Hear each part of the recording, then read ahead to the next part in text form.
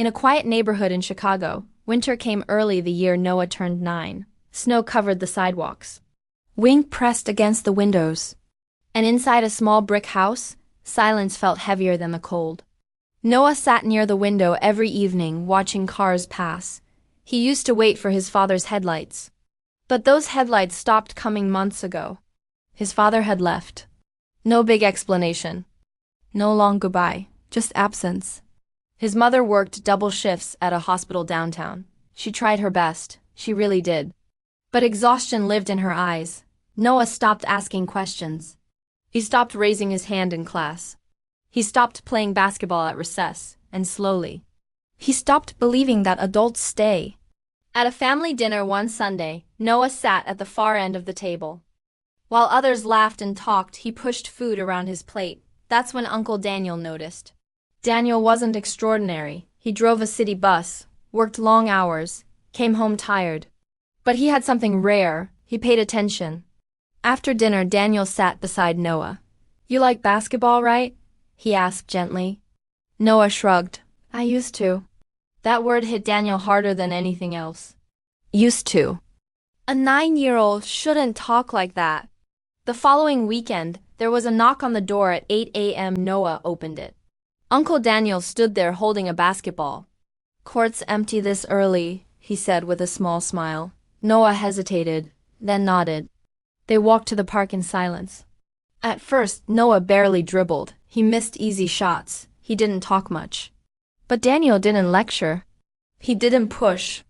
He just passed the ball back, again, and again, and again. When Noah finally made a clean shot, Daniel cheered like it was the NBA Finals. For the first time in months, Noah smiled. Just a little. The next Saturday, Daniel came again.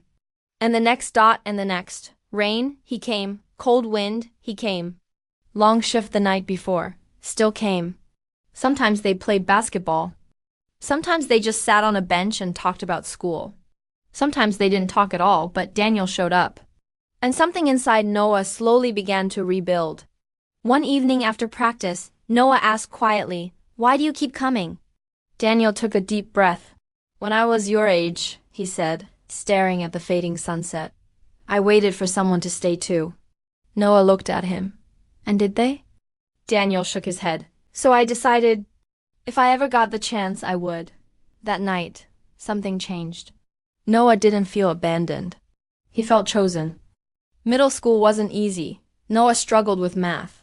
He got into one fight defending himself from a kid who joked about his father leaving. The principal called home. Daniel arrived at the school before Noah's mom could even leave work. He didn't yell. He didn't shame him. He simply asked, "Is this who you want to become?" Noah shook his head. Daniel nodded. "Good, then we'll fix it."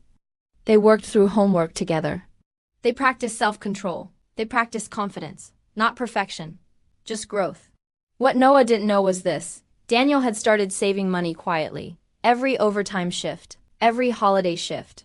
He put money aside for Noah's future. College. Opportunity. Options.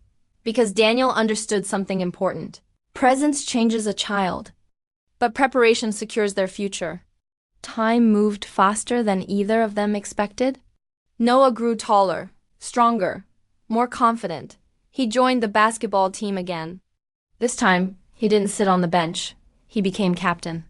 On the wall of his room hung one photo, him and Uncle Daniel on that first cold Saturday morning.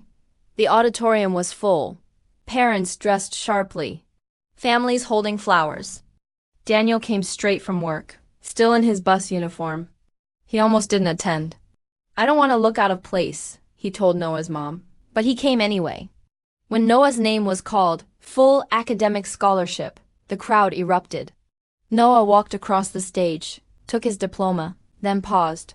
Instead of walking back to his seat, he stepped down from the stage, walked through the aisle, and stopped in front of Uncle Daniel, in front of everyone.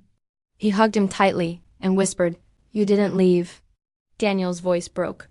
"I never planned to." The audience stood, not because of the scholarship, but because they saw what real love looks like. Sometimes the strongest men are not the loudest. They don't post about sacrifice. They don't ask for credit. They just stay. In a world where leaving is easy, Be the one who stays.